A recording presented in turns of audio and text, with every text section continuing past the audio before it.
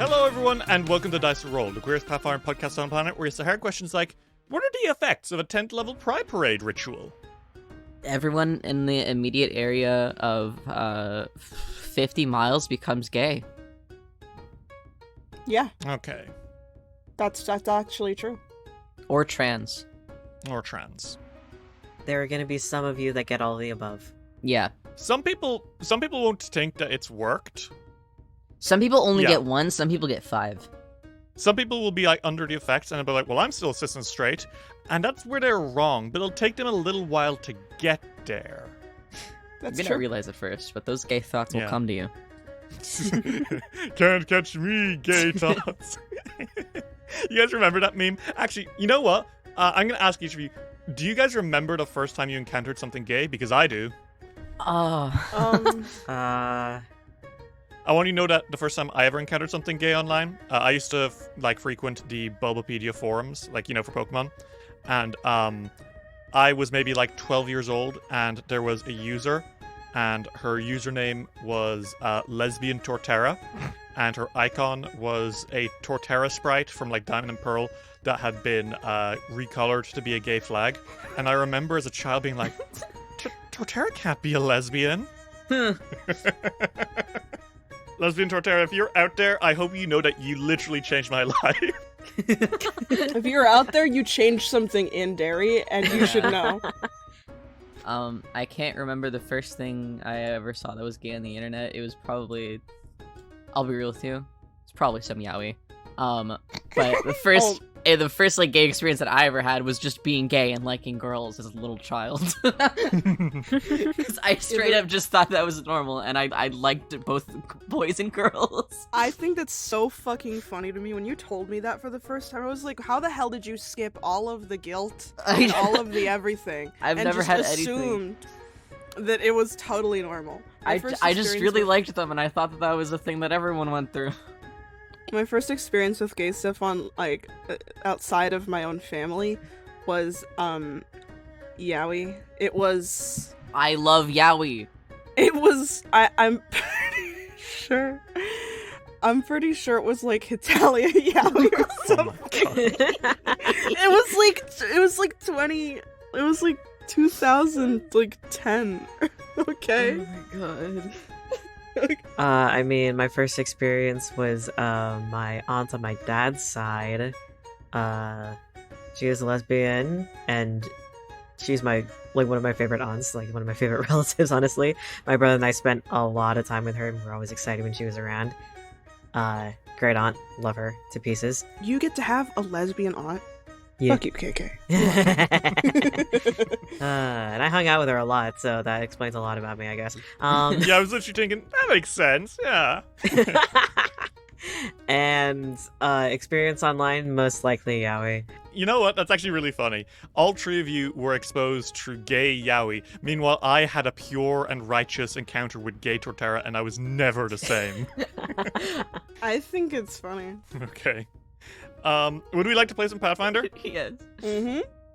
Okay, so, previously in Fists of the Ruby Phoenix, our heroes explore the mysteries of the yokai night market, a strange dreamland within which they found many, many merchants of all sorts of unusual sizes and shapes selling their bizarre wares.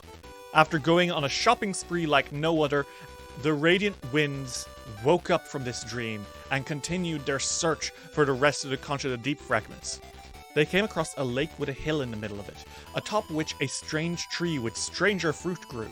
After cutting down this cursed tree, they found that the hill was no hill but a spirit tortoise. A spirit tortoise which evidently is the guardian of one baby Mokku, the son of King Mogaru, the kaiju that attacked Goka. And atop his head, he is wearing a Conch of the Deep fragments, like a little hat. He's just a baby. So, I'm going to drop all of you in character right now because I don't think there's any way you can prepare for it any further.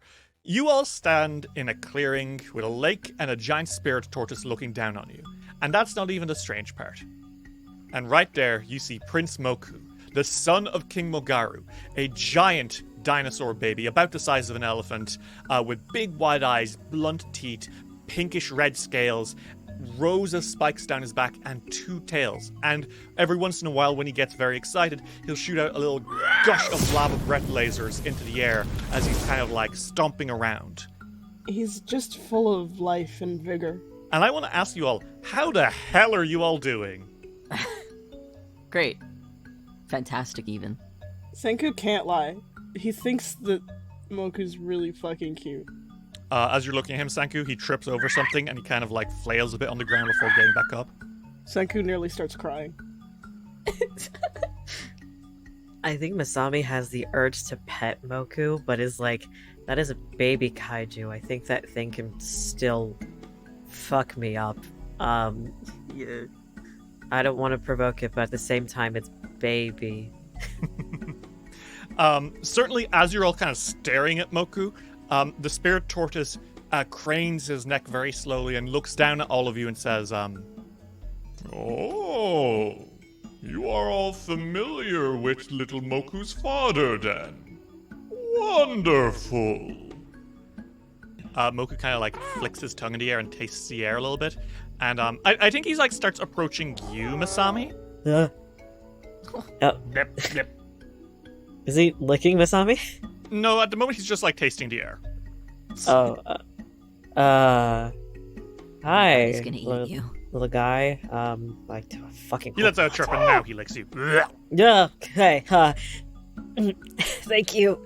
Mokku seems to approve. He kind of like does a little dance. He like hops from one leg to the other, and he like lets out a few like squeaks and like chirps. I remind you, this guy is 4 times your size. Terrifying. Can Masami like pet him a little bit? Would you like to try? I kind of want to try. Masami, would you like to roll me a nature check? Oh gosh. I think a nature check is what you'll do. He's a baby, so his DC might not be very high, but yeah, nature, please. Okay. Can't wait to roll a reflex save immediately afterwards. Oh shit, you got untrained improvisation. You're actually like really instinctually good at this. Masami, you carefully reach a hand forward and pet Mokku on the head, and he leans back into your touch. He enjoys it. He lets out another few like squeaks and chirps, and he nuzzles against you. No. Oh, okay. Okay. Should have seen that one coming. Thank you, Mokku. Lolo's on your shoulder, Senku, and he says, so, is this the spawn of King Mogaru? I think so. Then I was right. I told you all it was the egg of a dinosaur back on Danger Island. He's a deep-sea dinosaur born on Danger Island. Perhaps he swam to the next island over with a spirit tortoise, and maybe Sindara picked him up by accident, was able to use him to manipulate Mogaru. I can't say for sure. Companions, what do you think of all of this? This is a lot. It sure is. The spirit tortoise slowly drops his head towards you, Chuji, and he says, "Don't worry, Sanku. I've been doing an exceptionally good job of taking care of little Mokku, at least until I was put to sleep." Thank you for taking care of him. No problem, Chuji. That's Uh, such that I'm Chuji. He just kind of blinks one eye at a time. That's fine. Regardless, as you stand here, you do like see atop Moku's head is a Concha the Deep fragment. Mm-hmm. Chuji leans over and they're like, Is it gonna hurt if we take it out? I think he's just wearing it. do you think we could ask just if we could take it? I'm sure he won't miss it. I think Masami turns to the spirit turtle and says, "So that fragment on Moku's head, Oh, yes, that's Moku's shiny. He took it from the nymph after I bit her in half. It's a reward for being so brave." ooh,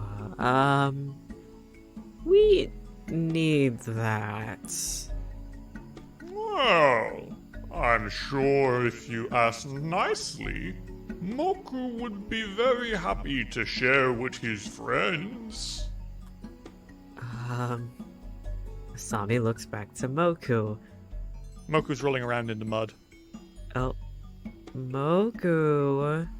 He immediately kind of rolls up and sits up and looks at you and chirps. He's paying attention. Masami points to the top of their head. That toy you have, may we borrow it? Moku's eyes follow where you're pointing, and he sees that you're pointing at his crown, and he lets out a and he kind of stumbles back a little bit, shaking his head. What if they turn back to Chuji and Senku? What if we try to give him something in return as a... What do you just have kaiju treats with you? Not kaiju treats, but just a toy like that. Something that he can just keep on his head. Do you carry kaiju toys with you? No, but something that we might have. Let me look through my bag. I only have deadly weapons, and We're not giving Mokku a deadly weapon. We don't need to give a baby kaiju a weapon. I think that's just not a good idea. As you're saying this, Mokku sees a butterfly, starts chasing it, and then accidentally incinerates it with a laser breath attack. Okay. Yeah, I think they are the weapon. Yeah. Mm. Potions, rations, the ancient fortress. I think my Jade Serpent would not appreciate being a toy for kaiju. Most of my stuff is actually important, like wands and grimoires and rings for stuff like that. Yeah, and so's mine. I wish there was I wish we had a giant clamshell or something. Lola, do you have any idea? I think Lolo kind of looks around and his eyes fall on you, Chuji, and says, "What about you, Chuji? Perhaps you could give one of your talismans as a new shiny for Mokku." you can't chew on my talismans. Well, then I'm afraid that we shall simply have to forgo this Contra the Deep fragment, he says, making big red eyes at you. What do you want me to give him I don't know. Did they root through their fucking belt? None of these are really toyish. Neither is a fragment of a seashell. Oh my god, whatever. A feather? The fucking Belize feather. Okay. Chuji, you pull out this long red feather that seems to catch fire every once in a while when you move it too fast. And as soon as you do, Moku's head turns and looks at you, and then stomp, stomp, stomp. And now suddenly looming over you is a giant baby dinosaur with its eyes wide, its mouth open a little bit, tongue out, and it's just panting a little bit. Good monster. Do you want it? You want it? He kind of reaches forward with his stubby little arms. Give me the conch. And they make hands towards the thing. He looks a little conflicted for a second because he likes the shiny, but this is the glowy. The feather glows. It does glow. I think he tries to grab it one more time. And when you pull that feather back, he makes a little noise, and then he shakes his head really, really, really hard. And it knocks the conch off, and he makes more grabby hands, his eyes wide. He wants it. They give them the feather. Mokku takes the feather, and immediately you've never seen a more delighted dinosaur. He is waving that feather around and flapping his hands. He is having a great time. He's stimming. Yeah, he's stimming. He falls onto his back and starts kicking his legs as he waves the feather. He's just a big baby. He is. He's got his tummy up because he trusts you guys. Oh. Do you want to slap his tummy? Chuji has the violent urge to rub his tummy suddenly. Lolo looks over your shoulder, Chuji, and says, "It's now or never, Chuji. Will you ever have a chance to do this again?" They're full body shaking, and there's glass noises coming from inside their head. they Go ahead, Chuji. reach out and they pat his tummy. It's warm. It's a warm tummy. You slap his tummy, and Mokku lets out a few chirps before making a weird face and then belching out some lava into the air. Oh, Oh my god. Are you good? Oh, Are you having a moment? maybe a little bit. That's fair. Lolo looks up at you all, and he says, what are we going to do with this baby? Can we just leave him here, or should we be taking him with us, or what do we do? what if we brought Mokku with us, probably on the ship when we go back to Goka? And we'll have to very quickly transport him towards probably Danger Island, and not in Goka's reach, so they can reunite. I worry that doing that near Goka would lead to another rampage from Mogaru. That's true. Then we'll have Yo give us a detour, maybe. We can only hope we'll find some way to do it without too much disruption. Probably the only way that we have, because I don't really have any other dimensional spells other than Dimension Door. It's a problem we'll have to solve when we get to it. Although it's a very big problem. For a very big, big baby, he says, looking over at Mokku, who has started chasing his tail. Oh. We'd have to bring him with us then. Yep. We're gonna have to. Is he going to come on the journey with us? I think so. Either that, or we can have someone pick him up or drop him off? Masami looks at the spirit turtle. The spirit turtle kind of like looks down at you all and nods slowly and says, well, you've all done a very good job of taking care of everything so far, and Mokku seems to like you. If you'd like to take him with you, you have my permission, Masami. He got your name right! Okay, I just want you to know that that was pure guesswork on his part. okay. Then we will take good care of him. Do you not want to come with us? Oh, I can come with you indeed. And the spirit turtle slowly takes a leg out of the lake.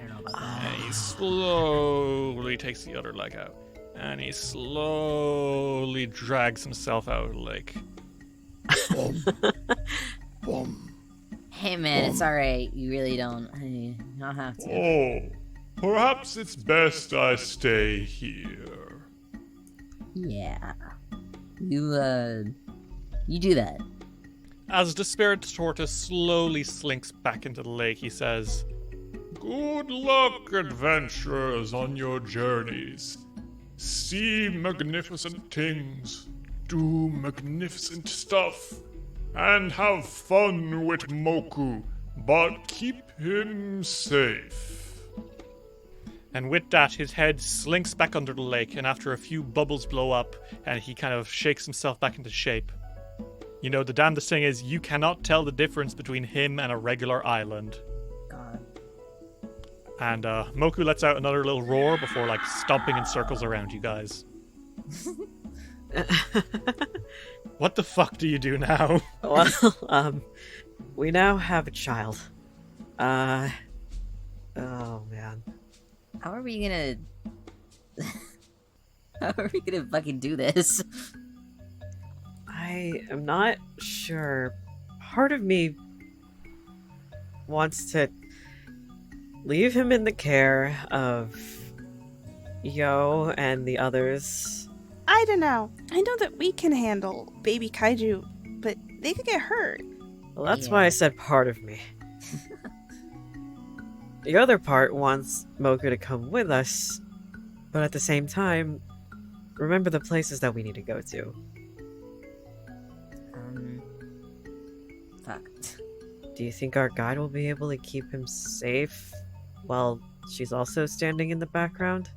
Because she doesn't really come with us while we're dealing with everything. Kader, I will say, is not here with you.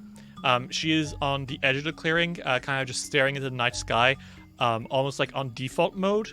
I don't think she's even noticed anything that's just happened. Why don't we go talk to her? Okay. Okay, you guys make your way to the edge of the clearing, and as you do, Kader notices you're approaching and smiles and says, Radiant Winds, I see you've encountered oh. And she's staring at Mokku, and Mokku immediately kind of skips towards her, and she's like, and Mokku lets out a little roar, and then licks her face, and she goes, This is Mokku, King Magaru's child. What? Huh? She actually seems genuinely confused by all of this. You know King Magaru? No. Do you know what a kaiju is? No. Have you seen me casting spells? Yes. You know the spell that I cast where a gigantic monster comes out? Yes. That's a kaiju. Well, there's this one kaiju, Magaru, who's the biggest and strongest of them all. This is his child. What is he doing here?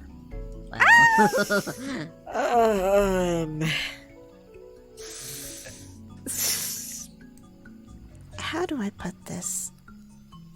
Sindara kidnapped a baby to make his dad rampage on a city Sindara didn't like. The Ruby Phoenix was revered in Goka. Everyone loved her there. They And still do. If this is all to throw everything in Haojin's face, then he'll try to destroy everything from her. Everything. Meaning the city that she loved and the people that love her too. Do you want to make me a diplomacy check, please? I could certainly try. Do you think that I could help because I was talking in that conversation too? Absolutely. Yay! I will need your help anyway because I don't have anything in diplomacy, I don't think. I'm flexing, KK. I'm here to help. I got a cute boy here just to save you. Lol, LMAO, yeah, I'm untrained in diplomacy. Oh no! Okay. I don't think Kader says anything, but you can nearly see in her eyes that her fate in her master is maybe being a little challenged. Either way, I suppose it would be prudent for us to continue on our journey. Am I to understand that Mokku will be coming with us? And Mokku kind of like stomps from one leg to the other. Lets out a little roar. We want to reunite Mokku with their parent. And King Magaru clearly wants his child back. He basically leveled a city looking for him. So we need to bring him with us. It's not totally ideal, but it's the safest thing we can do. Are we safe? She asks, looking at Mokku. And Mokku like takes a step forward. She takes a step back. He doesn't bite, I think. Mokku takes another step forward, opens up his mouth, and licks her in the face. And she goes, no, not again. And this is honestly like the first time you've seen her conveying any real emotion. I think he likes you. That's affectionate. That's affection. Don't worry. It's Mokku isn't trying to eat you or anything. Yeah, He's showing their appreciation. You're super good. She makes a face and says, well, regardless, did you use the conch? Oh, not yet, no. We wanted to ask you if you'd be okay with Mokku coming with us first. Can you watch him when we fight? Yes, I can certainly attempt to. Thank you. Mokku lets out another roar and then nuzzles up to you, Sanku. Hi. He's still got that feather, by the way. He's so delighted with it. He's a baby. I can't stand it. Regardless, do you want to try out the Conch of the Deep fragment? Sure. They bring out the big cluster. More and more, this is really starting to look like a conch shell. Chuji, you connect this conch with the rest of the pieces. And you see a vision. The sculptor stands in the hall of the confluence of creation, swirling a glass of wine and speaking to a daemon and a protean. The two cling to every word he says, nodding as they both listen. The secret to making a demiplane is invention, Sindara states to them as the attendants to the convention come and go. Doing something that nobody has ever thought of doing before. Why stop at grafting the physical when you can change the metaphysical? Time and space can be commanded to work as differently as you please, if you only dare to command it.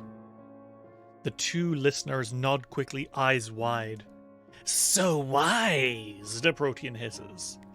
The compliment sends a smile across Sindara's lips. How he had missed this. Business was booming again, albeit with a different clientele to what Sindara would once have taken. He had hit a personal renaissance by pushing past the boundaries of what he would once have thought feasible. Some of his greatest works had emerged over the last century since his meeting with Mephistopheles and the creation of the waiting room, as he had dubbed it. So many more gems had come to him as he had allowed himself to be commissioned by less scrupulous characters. The Howling Corridor, the Garden of Flesh, the River of Choking Time, where people cannot move but age backwards and forwards. Why, there was even the plane of Gemigasal, a ghast who had wanted her body to become an extraplanar art exhibit and who was annihilated in the process. These new works of art had earned the sculptor a place in the confluence of creation once again, a meeting of the greatest artists in the planes. Perhaps he would generally consider approaching Sugroz, the Velstruck demagogue and goddess of pain. He could certainly make a better plane for that giant peeled skin of a woman. Why, he ought to check her out and... Master Sindara. A familiar voice from behind Sindara makes him stand up straight. He turns to look, dismissing the daemon and protean as he turns to the figure standing behind him. Hao Jin, Sindara says smugly. And indeed, there is Hao Jin. She truly has grown from the teenager who came to Axis. The internal fire within her now has grown intensely hot, and throughout the plains the Ruby Phoenix is known as one of the greatest creator of worlds.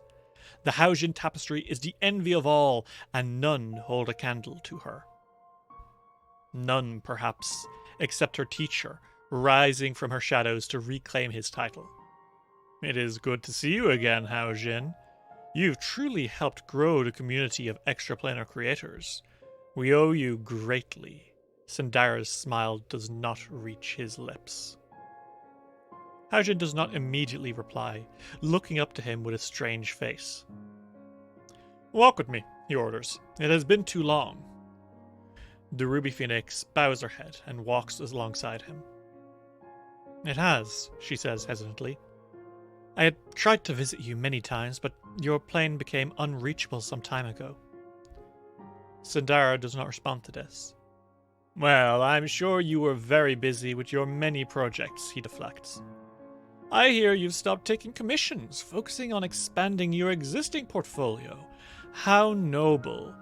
Tell me, the Masters of Axis, do they approve of how large the Hao Jin tapestry has become? I have heard that they wish to confiscate it. Hao Jin sends him a look before continuing. I've only got to where I am thanks to the skills taught to me by you, of course. Two are quiet.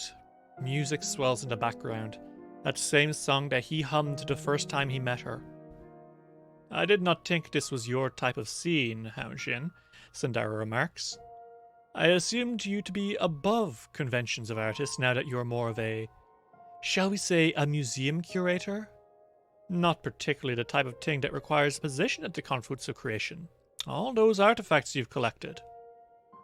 Hao Jin looks away from this second barb. I was hoping to meet with you, Sindara. You are not an easy man to find. Sindara raises an eyebrow. What could we possibly have to discuss? Hao Jin pauses and then looks up at Sindara. I want to help you. The sculptor's gaze turns to ice. Explain yourself. Hao Jin inhales and then returns his look. I don't know what's become of you, Master. I've always seen you as an inspiration, a genius, a role model. But over the last few decades, something has happened. There are whispers, Sindara, of you joining in with fiends and nights of debauchery, of backdoor deals, of meetings with fell forces from planes of nightmares, aiding them grow. That isn't the Sindara I know. Master, Do not preach to me, Hao Jin, Sindara interrupts. Tell me exactly how you intend to help. There's a poison to his words, and briefly the Ruby Phoenix hesitates. I consider you a close friend, Sindara. Perhaps I could help you find a different situation, a different type of clientele. Maybe you could join me in the curation of my tapestry, or take a role as an assistant and... Assistant! Sindara spits. You would have me be your assistant. Hao Jin falters. I meant no offense, but you were nothing before I met you, Hao Jin. Sindara advances, eyes wide with malice. I gave you everything. Without me, you'd have given up and burned away everything you have with fire you can't control. You got your flames through me. Do you understand that? I helped discipline you. I helped educate you. Perhaps I failed you in that regard, because now I am not the one who has changed, Hao Jin. You have. You are arrogant, envious, pretentious, and disrespectful. What I create is of no concern to you. Do you understand me? Hao Jin is silent, stone-faced, before she turns and walks away. I am sorry to have believed in you, Sculptor. Sindara screams at Hao Jin as she opens a portal in the middle of the convention floor, leaving. I made you, Ruby Phoenix. You owe me everything, and I owe you nothing. And with that, she vanishes. Sindara wipes spit from his lips with the back of his sleeve, panting as he looks at everyone staring at him. She had humiliated him. Hao Jin had dared to humiliate him. After everything he did for her, how could she? No, this would not stand. He would not seek out this Gro's commission. No, he had to punish Hao Jin, and he has just the demiplane lined up to do so. And with that, the vision fades. I want this motherfucker to die so bad. Oh my god. You don't like that? No, I don't fucking like that. Shuji looks mad after seeing that. If this was supposed to make us feel any kind of sympathy for him, he's doing a really bad job of it. I don't even know what to say. He destroyed Goka for this. For some petty little fucking slight. It wasn't even a slight. It was nothing. He was mad that, in his eyes, she made him look bad. What a fucking baby. I told that bastard he has too much pride. I don't know what to make of this. Surely there must be more. It can't have all been over an argument like this. How many more pieces do we need? Kader, who has been staring at Mokku suspiciously this entire time, looks over, clears her throat, and says, there are 2 more fragments remaining. And there's probably more to it, but I don't know if it'll make him look any better. There's nothing that could fucking justify what this little man-child's done. Oh, definitely not. No. I'm just gonna say, perhaps at the end of this episode, you might realize. Uh-huh. Consider that some fun foreshadowing. So, what's the plan now? There's 2 fragments left. The Champion's Gate and the Junkyard. Well, we need to go to the junkyard next, right? Because the Champion's Gate should be the last one. Where your greatest fears reside. Oh boy. If we can't go to the Champion's Gate just yet, then we need to hit the junkyard. And then we'll go there. Okay. Mm-hmm. Okay. Kader turns to you, pushing Mokku away a little bit, and she says, shall I begin guiding you to the junkyard? Sure. Yeah. Okay. And so you guys go. As you make your way through the undergrowth of the Fractal Jungle, eventually you come to a clearing. And there it is. The junkyard. Although it contains no garbage you would have expected. The truth is far, far more strange. Statues, paintings, other craft pieces, all depicting a beautiful female woman, all of them destroyed, disfigured, and disfaced. A labyrinth of garbage made from these destroyed pieces of art lines a murky bog, knee-high water shimmering with oily refuse from the many, many pieces of craft. The subject of each of these art pieces is the same. Hao Jin, the Ruby Phoenix. Well, that's disturbing. And I'm serious. I cannot express how much art is here. It's enough to have taken an army of men 100 years to make. Jesus, dude. Gadare doesn't have anything to say this time. She honestly looks a little bit lost in thought, like she's recontextualizing what she sees. Eventually, she does have one thing to say. This is a place of hatred, and hatred grows from fear. Okay. Thanks. Let's just try and get through as fast as we can. I don't want to stay here too long. Okay. Neither do I. The less time we spend here, the better. So, you guys don't know where the Concha of the Deep is, but I will say that you all feel very uneasy as you're walking through here. Mm-hmm. I think you all very quickly feel like you're being watched. Oh, great. Like, as you're walking through this maze of art and swamp water, you have this terrible uneasiness, as if something is, like, directly behind you. Ugh. Judy does not like that feeling. I want you all to roll me perception, to see if you can navigate this strange, like, maze you find yourselves in. As you walk through this maze of art and swamp water, the muck kind of like is up to your knees as you go. Paint water, clay, floating objects created by Sandara, all of these pieces of creation made to portray his hatred for the Ruby Phoenix. And hatred comes from fear. Before this session, I came to each of you individually and asked a question. What do your characters fear the most in the world? And the results were surprising. Each of you answered the exact same way. Oh no. Oh. Each of your characters have the same fear, and that fear is losing their friends. Masami, you are worried that once your friends find out more about you, then they'll abandon you. Chuji, you fear that if you let everyone know what you did to Sanku, that they will no longer want to be your friend. And Sanku, you are afraid that one slip-up will show your friends that you are a child and cannot be brought on these adventures with them. And it's from this that I had to make a decision about what would happen here. I don't think you all know when it is that you all got split up. But you did. One moment, you're all together. The next, you're not. It's around this time that you start to see shadows. There's something in this place, and it knows what you fear. For just a moment, Masami, you see a long-nosed Tengu in the shadows.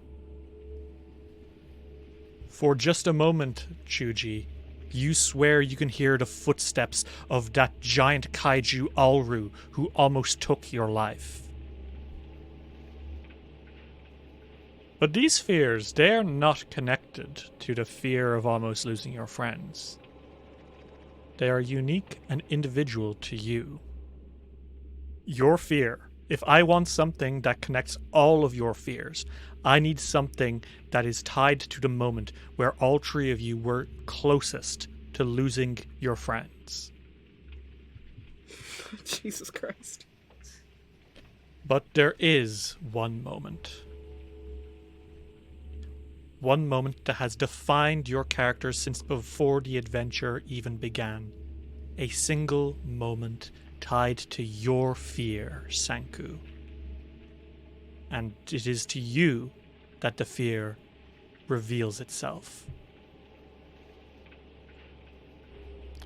Masami and Shuji, you hear Sanku scream from deep within the maze, and you see its heads rise above the walls of the labyrinth. The Orochi. And not just any Orochi. The crystal-eyed monster that took Sanku's arm. A serpent with 8 heads, 8 tails, and long clawing arms. It has 16 crystals instead of 16 eyes, and as it pulls its horrible body from the muckish swamp around it, it screams. Masami, this was your first failure as a leader. You weren't able to protect them from what was in that cave. You were the one who led them in there in the first place. It is your fault that Sanku lost his arm. Chuji, you did this to Sanku. You took that idol, and then you never owned up to it. You kept it a secret, because you were afraid of what the others would think of you, and it is your fault that Sanku lost his arm. Sanku, it is your fault that you lost. You didn't cast the right spells. You didn't react quickly enough. You didn't follow orders. You didn't have the power inside of you to take on this thing. And it's because of all that you lost your arm. It's because of all that you lost, because you were not good enough. And that is your greatest fear. Not this Orochi, but what it represents. Losing everything. And I want you all to roll me initiative. Jesus Christ. Oh my god. How's that, by the way? I hope that wasn't too intense. Oh my god. Okay. Are you guys good? I hope that wasn't too much. Oh, I'm good. Oh no, No, that I'm wasn't- okay. I'm okay. That was not too much. You have to do a lot for it to be too much. Yeah, and I think the point where you'd stop is like you're all good. Dice will return after these messages. We now return to Dice will roll. Top of the order is going to be, unfortunately, the Orochi, with an initiative score of 52.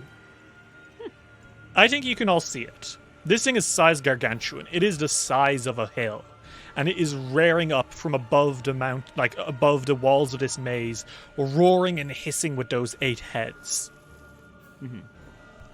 And in that moment that you see it, you are all individually alone. And because of that, I'd like you all to please roll me a will save against this thing's frightful presence, as even seeing this is enough to make your blood run cold. Well, yikes. That's a 34 with resolve. Ooh, the Yeah, low I mean rolls. that's all fair. Yeah. Sanku and Masami, as both of you see this thing, for your own reasons, your hearts stop in your chests, and you both become frightened too. Okay. Shuji, with your success and path to perfection, you get a critical success. How does this happen? I think that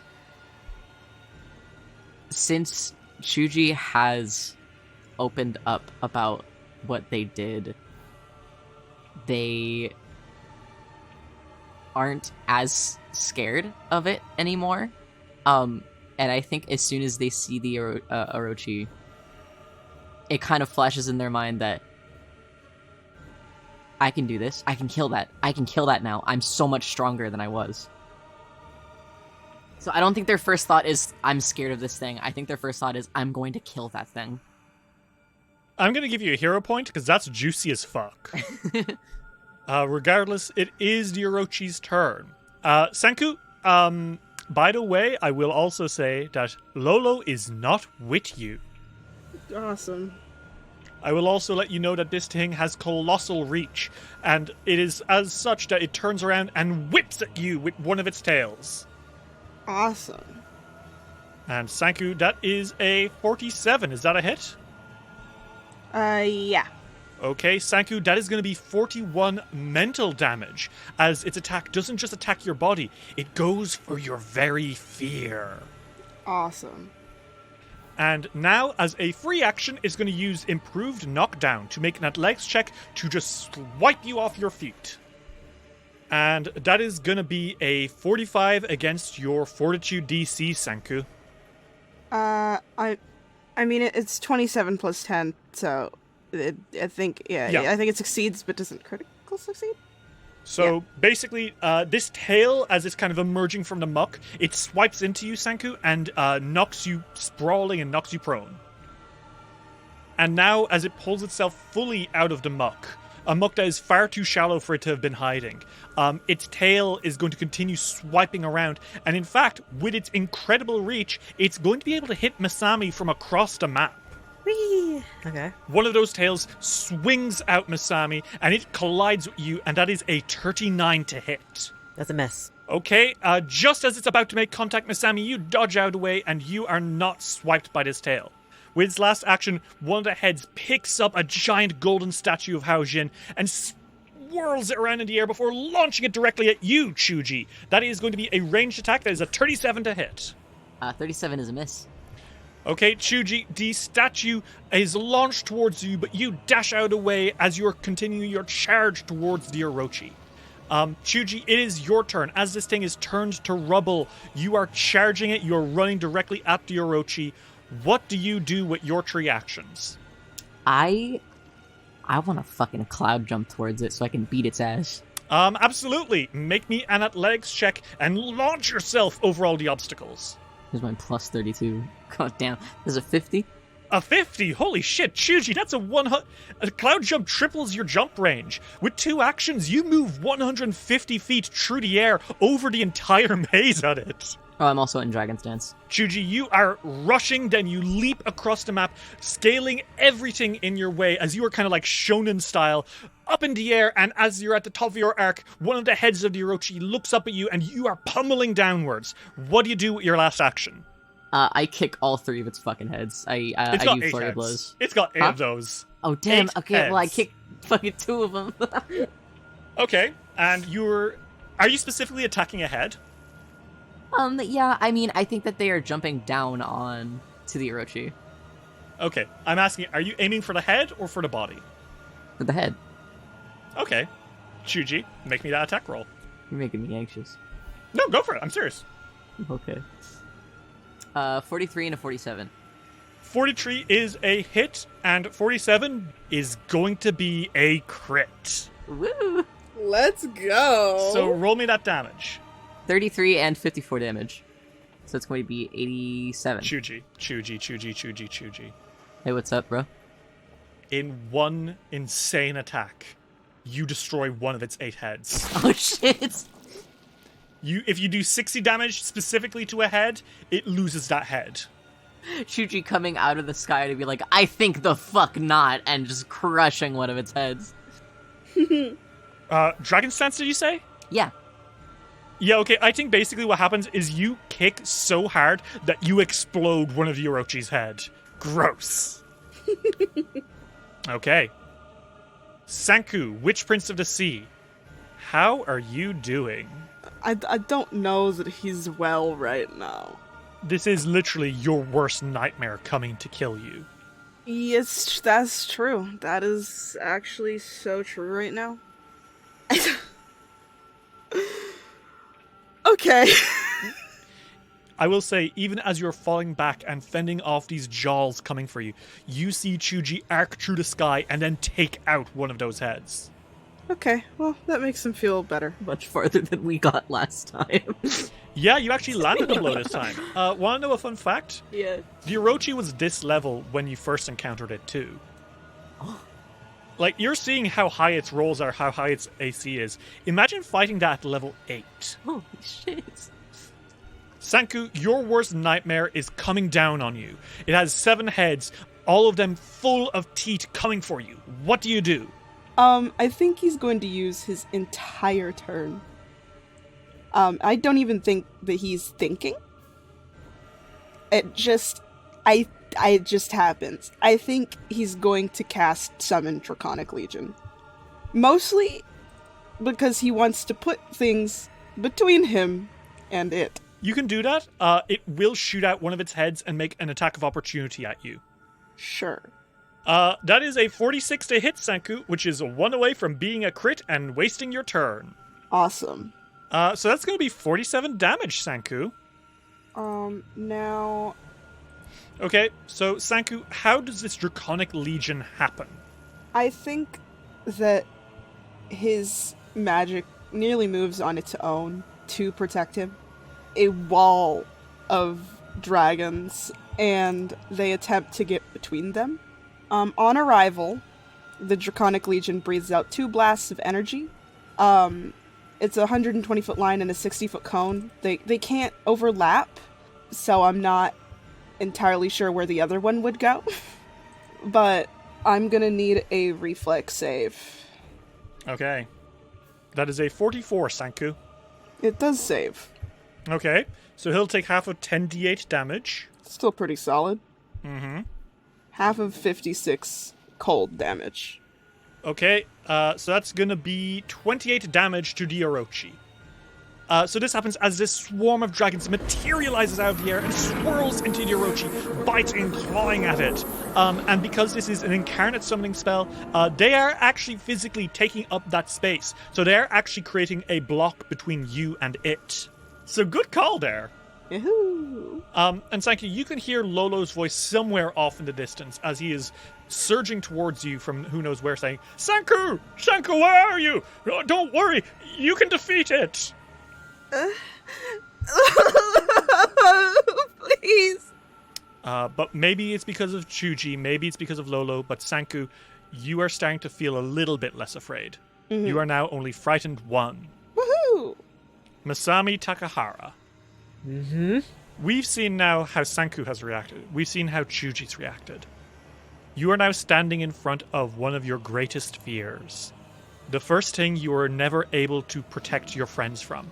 The thing that showed you that you need to make all the sacrifices in this group because if you don't, your friends will be hurt. It's back. How are you doing?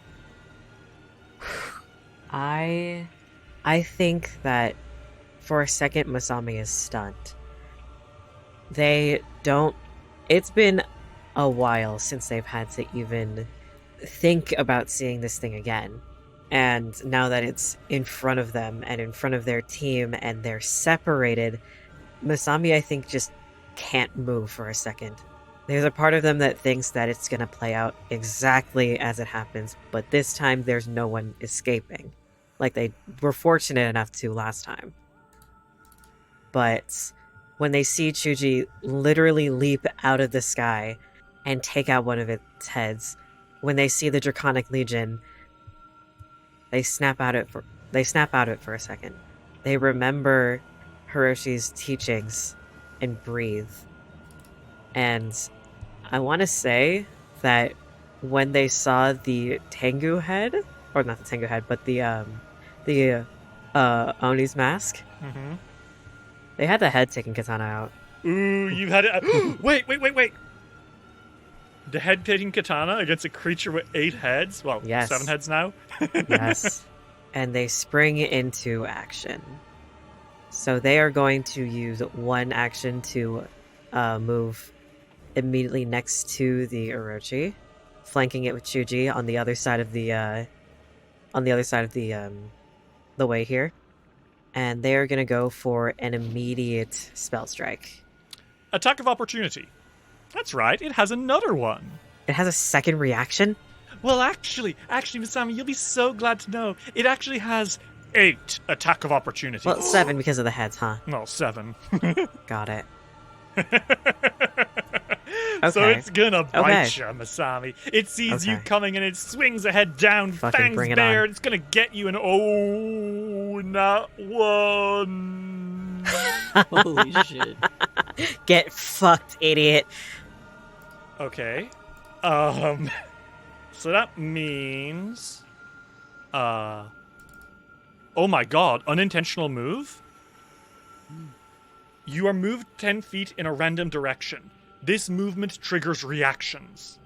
I'm standing so still right now. Both of you? Okay. How does this play out? Masami, how do you move it 10 feet? I think... I rolled a 19.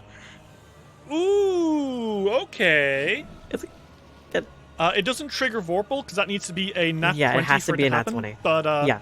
Masami, how does this happen? You're rushing towards it. It is opening its jaws and coming for you, but you do something that gives you and Chuji an opening for a teamed-up attack. What is that moment? I think what happens is Masami has a bit of an adrenaline rush right now. Mm-hmm. Part of them doesn't really know what's moving and what isn't. They are running towards the Orochi, and when they see a head snap towards them, they dodge to the side and use their katana as like sort of a block, and with their free hand, they take the neck, the extended neck, and with all of their strength from the adrenaline, just push them 10 feet. They are screaming. Ooh, this is a size gargantuan creature, too. Masami, that adrenaline rush pushes you past the limits of what is normal, and you shove right into this monster with a powerful attack, and you knock it stumbling backwards. Masami, that's going to be a crit, and Chuji, your attack is going to be a hit.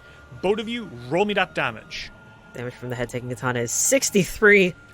Yikes. 38. Okay, that's going to be a 63 from the head-taking katana, and Chuji, that is going to be a 38 from you, and you haven't done your spell strike yet, Masami. Go for it. They haven't. They are going to follow up with... Is that your maximum attack modifier, by the way? Because that was a reaction. Okay, so I think they're going to spell strike with a level 8 cast into time. Oh my. Okay, go for it. 40. That's a hit. Roll me that damage. Okay, damage is 27. Very nice.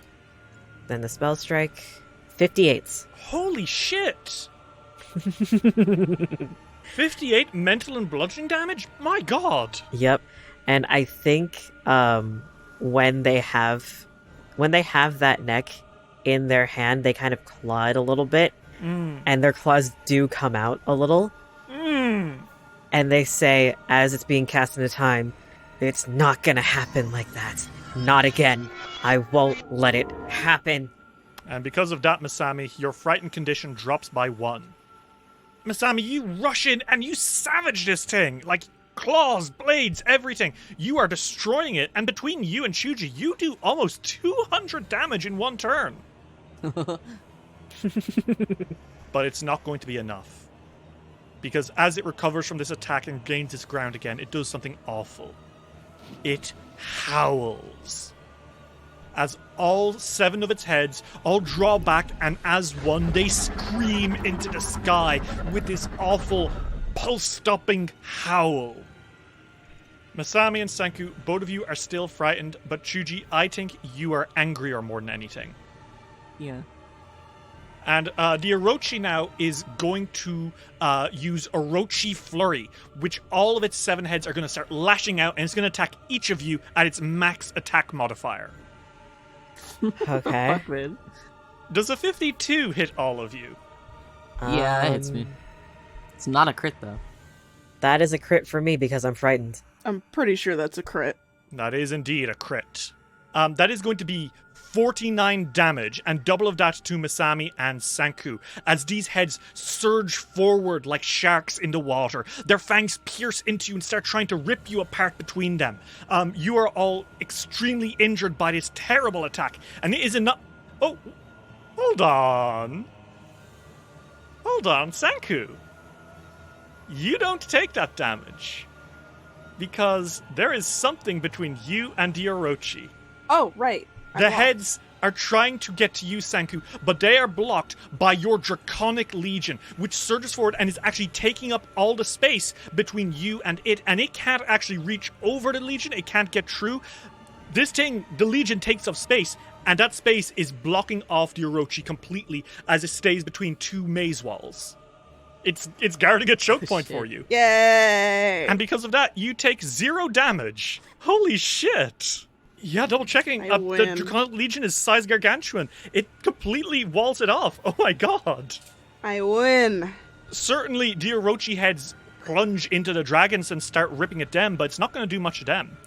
To end its turn, it's going to use 2 free actions to use its improved grab on both Masami and Chuji to bite down into you with its fangs. So, Masami and Chuji, does a 51 hit both of your fortitude DCs? Yeah. Yeah, Yes, it it certainly does. does. You are both It's a crit. grabbed by the Orochi's fangs, and you are lifted into the air by the monster. And suddenly, you guys need to be a little less worried about Sanku, because you guys might not make it out of this. The Orochi snarls, and as 2 of the heads are clutching you in place in their jaws, more of the heads rise, getting ready to tear you in half. And I think with the Orochi's last action, one of them is just going to start chewing into you, Chuji. So Chuji, you are going to be slowed and grabbed as its fangs pierce into you, and you automatically take 2d12 plus 18 piercing damage, and you're going to keep taking that every turn that you do not escape this thing's grasp. Okay? So that's 34 damage for this turn. Alright. Bitch. So it's going to be very hard to fight back against this thing, but it is your turn, and it is your chance to fight back. So what do? How many sizes larger is Gargantuan? Much bigger. See, there's medium, then there's large, then there's huge, and then there's gargantuan. So it is 3 size categories larger than you. I'm legendary in athletics. Okay. I can attempt to disarm, grapple, shove, or trip creatures up to 3 sizes larger than me. Bro! I'm grabbing him back. Okay, so you're just like, okay, how are you doing this? Yes. You're going to need to make me a legs check when you do, but how are you actually doing this? Chuji... By the way, you rolled a 41, that will work. I quite literally think that Chuji is grabbing it by its teeth. And, like, Okay. not so much, like, holding the mouth open. I don't think that's their intention. I think they're doing it, but that's not their goal. I think that they are literally... I don't know if any of you have had braces, but I have. Yes, I know. You know how when you get them tightened, they really, really hurt? Oh my god, wait, are you, Chuji like, is literally- wrestling against its palate? Yeah, quite literally. Okay, yeah. So I think the way this works is that this isn't like a physical restraint. You're not like stopping it from attacking like all its heads because you're only affecting one head. But I think the strength that you are applying, pushing it against this thing's jaws, is making the other heads turn away to look at you. Yeah. So you've got to grab now, Chuji, and you have a 1 action left. What the fuck do you do? Damn, can I adamantine fist punch into its fucking gums? Absolutely, deck 'em. 43. A 43. Oh, actually, I'm gonna switch from Dragon Stance to fucking Stoke Flame Stance this turn. By the way, 43 is a hit, and a 41 is a hit. Roll me that damage, Chuji. 32 Okay. and 23. Okay, that's going to be a total of 54 damage, Chuji, as you wrestle against this Orochi in its mouth, punching and clawing. And that is going to actually be bringing it very close to being defeated. You can tell it is not doing well. Fuck this guy. Fuck this guy for real. And is that your turn, Chuji? Yeah. Okay. Sanku, it is your turn. Mm-hmm. You are terrified. You are terrified beyond words. You can barely see the Orochi as your dragons surge forward, clawing and biting into them. But as this is happening, you can see that its heads have lifted Masami and Chuji into the air. You know that Masami and Chuji have done some serious damage to it, and you can see that the Orochi is barely holding on, but it's hurting them extremely badly. As you are lying there on your back, scrabbling to your feet, and no sign of Lolo even as he calls to you, what do you do? Well, first, the army is going to depart. Okay, so the Draconic Legion surges like a sea into this monster. What happens? It's called Draconic Whirlwind, which is crazy. I need a reflex save. Okay, that's a 40.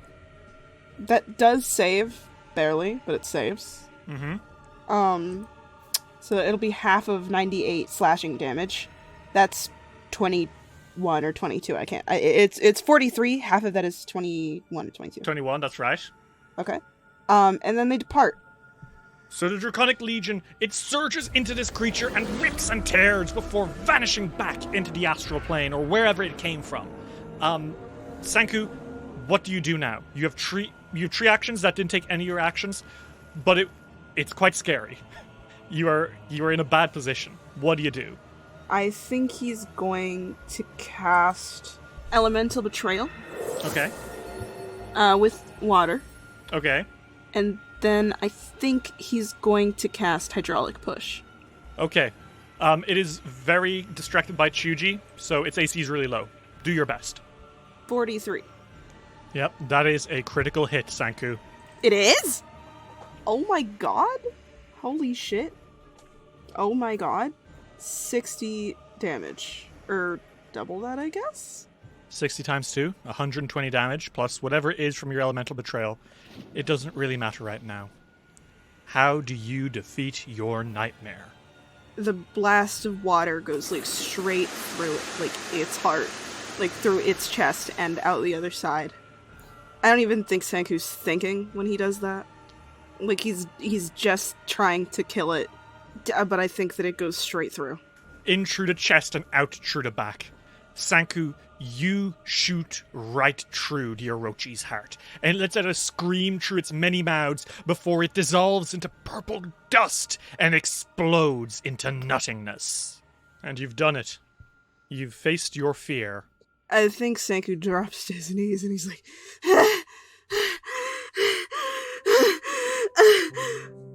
oh my god.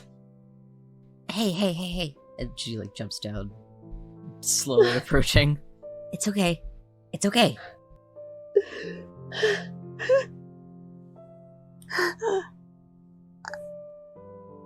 I'm sorry. I wasn't paying attention. I could have hit you. I'm sorry. No. It's fine. You did really good, Senku. You killed it. Oh my god. I did. Masami walks over, puts a hand on Senku's shoulder, and brings him in for a hug, and says, "You killed it. That was you. You did it."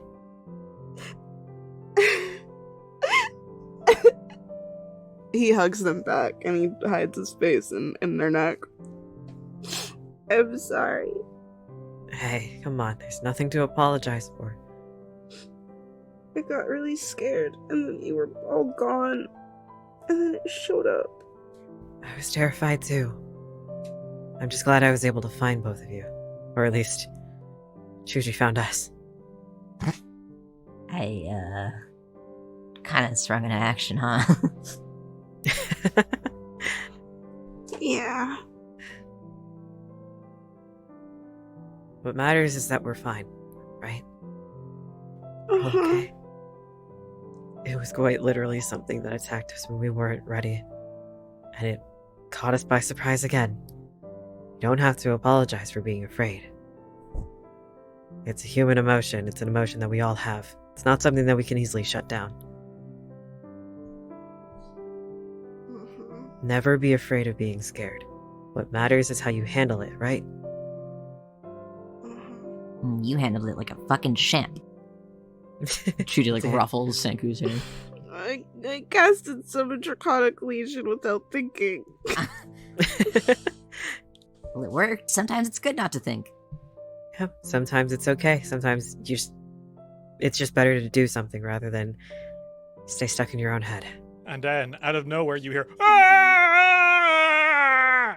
And flying through the air, Lolo splats into you, and he clings onto you, Sanku, and he says, "Sanku, oh, be careful! It's not an Orochi, boy.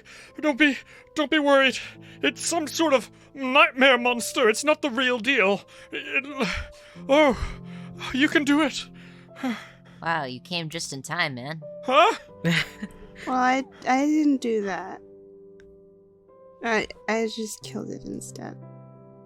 You guys killed it so fast that you didn't get to see that I'd applied a cryptid template to it from Dark Archives, which gave it like all sorts of spooky supernatural powers, like the ability to vanish into thin air and loads of like nightmare dream powers. Oh well. If you thought Senku was gonna look that thing in the eye, you have another thing coming. Just for fun, recalling knowledge on it would have made it drained, because it hates being perceived. Dude, Bitch, me. This thing is me. just like us. Wow. Regardless, I think after catching your breaths, it doesn't actually take you very long to find the Conchita fragment. Only a few minutes later, you find it, nestled in some of the garbage of the many, many statues and art pieces of Hao Jin. What do you guys do? I mean, I guess we take it. Yeah. Light flashes, and reality is shaped. A wave of a hand and a throne is pushed from the floor, made entirely of glass. A twist of a wrist, and a window is opened in a wall. Sindara the sculptor stands in the middle of his newest creation. This work in progress is much simpler and much more complex than others he'd created. Less of an entirely new world, and more of a superimposition of a world that could be added to an existing one. A tower, from atop which someone can see anything from within its domain. A panopticon. A throne. Only those who were granted entry could enter, and from the very top, the ruler of this tower would essentially be a god in their own right, all-seeing and all-knowing. It could absorb an entire nation into its veil, and anyone within sight of the tower would be a servant to its king. In the wrong hands, it would be a weapon of great horror and tyranny. And that is precisely why Sindara has created this demiplane. The Glass Lighthouse.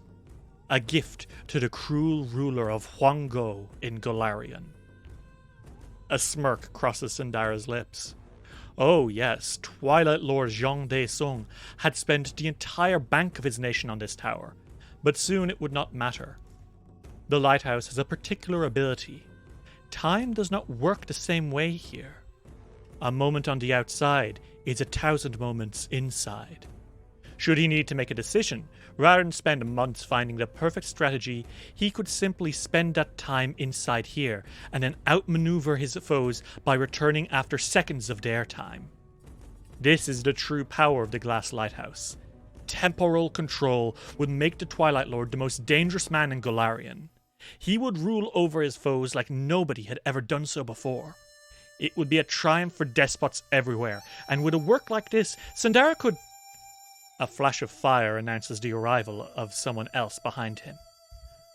What is the meaning of this? The Ruby Phoenix growls, eyes hot with anger. The sculptor turns amused.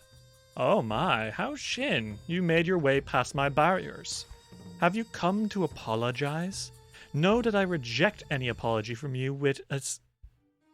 If you've come to apologize, know that I welcome it with open arms. A slap across Sindara's face stops him in his tracks. For a moment, he is too stunned to speak. How dare you? Hao Jin hisses, tears pricking her eyes. I knew you hated me, Sindara, but this is despicable. It's beyond despicable. It's evil. Sindara's eyes narrow. Oh, I'm sorry, is meddling with Golarion off limits suddenly? It was never off limits when it was you plucking up cities to put in your tapestry. Sindara, you know that the Twilight Lord is an evil man. The famines and wars he's crafted. His armies have attacked my home nation. My descendants are dead because of him. The city of Goka mounts protections every day against an eventual invasion from the dread armies of Huanggo. And you build him a palace so that he can control time? How could you do this? Sindara exhales. You are so terribly emotional, Hao Jin. I taught you better than that. A commission is a commission, dear. Would you prefer I work for devils? Harm countless people so long as you don't know them? It doesn't matter to you until it's in Tiansha, does it? If I did this in, say, the Inner Sea, would you interfere? Poor selfish Hao Jin. The fire inside you blinds your eyes with smoke. Hao Jin looks to Sindara, an expression of horror turning to regret, turning to determination. I always thought of you as my better, Sindara. You were my idol. Sindara laughs. Well now, I seem to have fallen out of favor with you. What are you going to do about it? Haojin bows her head, and silently she pulls a string from her sleeve. The string unravels and reassembles itself, and the shape it takes chills Sindara's blood. I'm sealing the glass lighthouse away in the tapestry. Here, it won't be able to hurt anyone. The sculptor is silent, realizing what Haojin means. No, it's not the tower she's come for. He could always make another one. What she truly means to do is to seal him away, never to return. A grimace passes over his face. Over my dead body, he hisses, and conjures up powerful runes around his fists, dropping into a martial stance. A look of true sadness inherits Haojin's features. I never wanted it to come to this. And with that, the two dash at each other, and the fight begins. Without warning, Sindara opens a portal, stepping through it with blinding speed to launch a ferocious assault. His disciplined martial arts shine through at every moment, striking with surgical precision. But Haojin's fire magic responds with equal ferocity, flames cascading around her in a blazing inferno, deflecting Sindara's strikes with fiery barriers. The battle becomes a whirlwind of fire and shadows, a testament to the power they both possess. Their skills and power intertwine in a dance of destruction, neither willing to yield an inch. Sindara's dimensional magic creates portals that allow him to swiftly evade Haojin's attacks, only to reappear behind her with a punishing strike. Yet the Ruby Phoenix's mastery over portals proves to be equally formidable, as she manipulates the very fabric of space to redirect Sindara's assaults. As their clash intensifies, memories of their past friendship flash in Haojin's mind, but she pushes them aside, focusing on the task at hand. She channels her inner strength, summoning a tremendous surge of fiery energy. The ground beneath her cracks as she unleashes a devastating spell, engulfing the entire area in a blazing inferno. Sindara's defenses falter under the onslaught, his powers no match for the Ruby Phoenix's.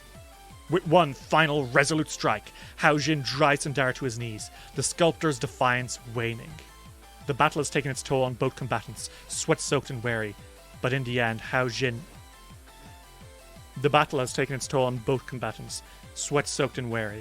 but it is, in the end, Haojin who stands tall. Gazing down at her fallen friend turned foe, a mix of sorrow and determination fills her eyes. She knows that defeating Sindara was necessary, for the fate of the world depended on it. Haojin looks down at Sindara, and briefly considers killing him. It would be the wise thing to do. But she cannot bring herself to do so. Hesitantly, she pulls out the tapestry and waves a hand. And a surge of mystical energy pulses through the glass lighthouse, causing ripples to dance across its surface. Slowly, the glass begins to soften and liquefy, transforming into delicate strands of shimmering thread. As the transformation progresses, the threads of glass hover in the air, their refracted hues creating a kaleidoscope of colors. They twirl and spin, weaving themselves into an intricate tapestry that seems to hold a magical essence of its own. The tapestry expands with each passing moment, as if hungry to absorb the very essence of the glass lighthouse. In a breathtaking finale, the final remnants of the glass lighthouse succumb to the tapestry's irresistible allure. The tapestry, now complete, glows with an enchanting luminescence, with the glass lighthouse immortalized in it as a work of art, and taking Sindara with it. Haojin exhales. She can't do this anymore. She needs help. She's lost so much. In a strange way, Sindara was all she had left. The Masters of Axis have long been seeking out a meeting with her to discuss the future of the Haojin tapestry. Perhaps she'll be willing to discuss with them if it means finding some way to help Sindara. There was no way for Haojin to know what would happen next. When she went to the Masters of Axis, they demanded only one thing before they would hear her out. All of her memories of the Ruby Phoenix tapestry, so that she would never be able to make something like this again. She agreed to these terms before she even dared to ask for help. Her memories of the Ruby Phoenix tapestry were taken, and she locked the tapestry away in her vault with all of her other treasures. What she didn't know was that this would take away all her memories not only of the tapestry, but everything inside it. The cities she had plucked from Golarion, the mountains she had moved, and her old master. She had no memory of Sindara, and when it came time for her to ask her favor of Axis, she had forgotten what she had come here for. Instead, she spent 300 years learning from them and fixing the mistakes she had made by plucking away countless artifacts, cities, and so much more from the material plane. And somehow this was only her second greatest mistake, and only the second thing she had no way of predicting. Sindara was trapped inside that lighthouse, but he could not leave.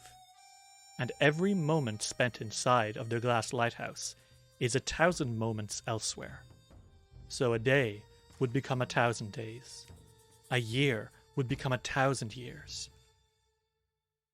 And the 300 years Haojin spent in Axis, Sindara was awake for all of it.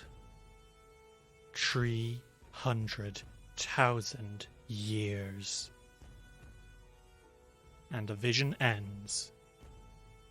Holy shit.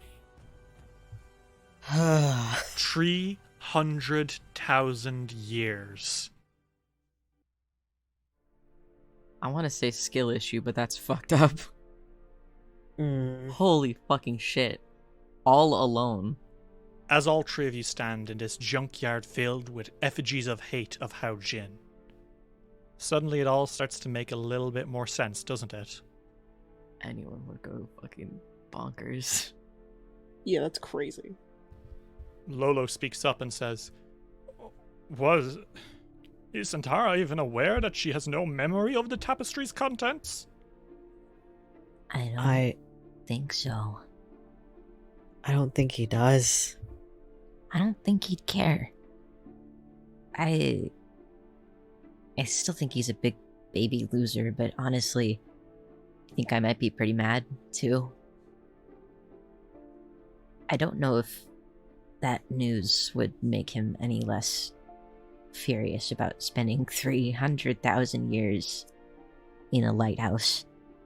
Jeez. Oh, Jin, the only reason that she lost all those memories is because she was trying to help Sindara. They didn't help at all. They just made it worse.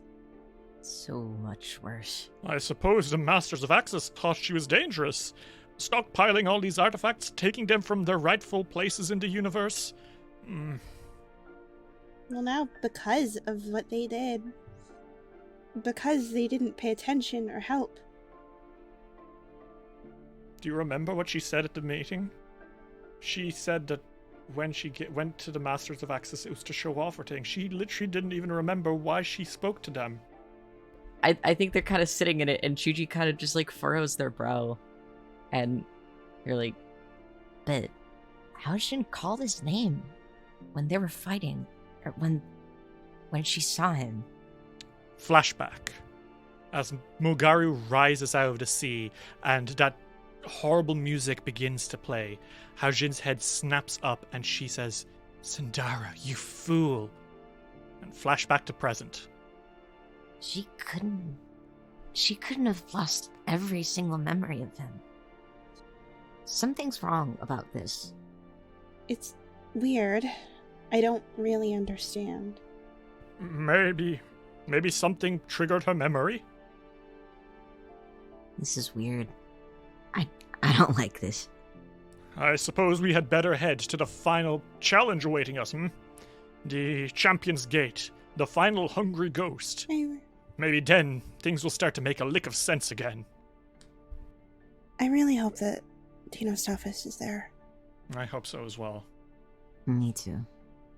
I'm really worried about them. And we both know, we all know that Sindara is not above horrible, horrible things. Not at all. We have to go rescue them. Mm-hmm. Let's get going. And so, the four of you, along with Kadera and Mokku, make your final trek along the paths of the Fractal Jungle towards the Glass Lighthouse and towards the Champion's Gate, where you will face off against the final hungry ghost and claim the last of the Conch of the Deep fragments, unraveling the mystery of Sindara once and for all.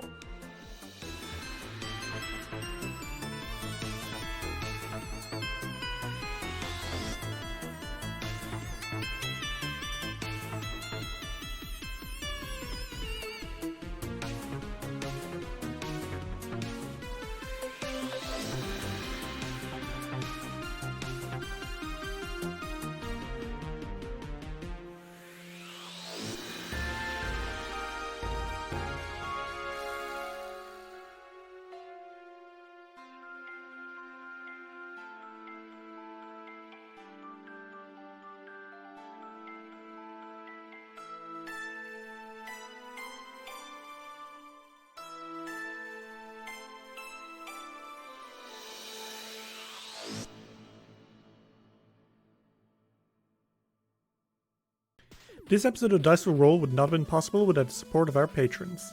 Sol Grease Lobo, Nick Roberts, Phoebe Jeebies, Daisy Gilliam, Lux Rexus, Baird Stormcrow, Sam Stryker, Tony Saunders, Mita, Arave, Varia and the Girls, GP Dora, Marshmallowberry, Ferric Falcon, Luis Loza, Aries, Alexander Criswell, May Cohen, Skyly, Kendra West, Generally Tricked, Transgirl Trish, Platonic, Bal Punyon, Giant the Catman, Matthew Wilson Krasnovich, Tillen Shark, Glitch HD, Jay Snooks, Zenith Drums, Jonathan Love, Sophie Valera, G. Barbera, Luke, Gideon, Sarah B., Seth, Ravona Darkglow, Kira, Lichalope, Gizmo, Taliesin, Cass, Fable McElduff, Ava, Remty Bright, Lonesome Chunk, Steph, Sean C., Natasha Lumley, Rhiannon C., Ellie, Jenna Mitchell, Kane Kendrick, Sky Evangeline, Triceratops, Anna Maria, Jordan, Cynical Spinsters, Enlil Laderna, John the Book Hoarder, SS66 Seeker, and Dame Valerie III. If you'd like to see what you can get for helping us keep it rolling, check out patreon.com/diceroll today.